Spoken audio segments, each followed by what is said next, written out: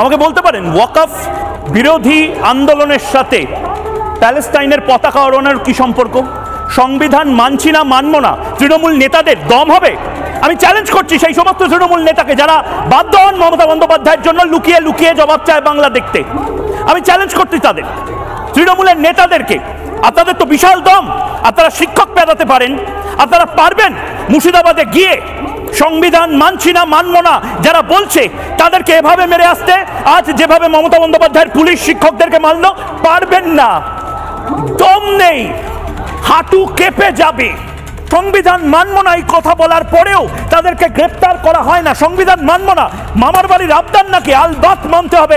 যারা মানতে চায় না তারা পাকিস্তানে চলে যাক, যারা মানতে চায় না তারা প্যালেস্টাইনে চলে যাক। মমতা বন্দ্যোপাধ্যায় দুধেল গাইদেরকে আপনার এই তোষণ করা, আপনার এই বাবা বাসা করা, এটা প্লিজ বন্ধ করুন।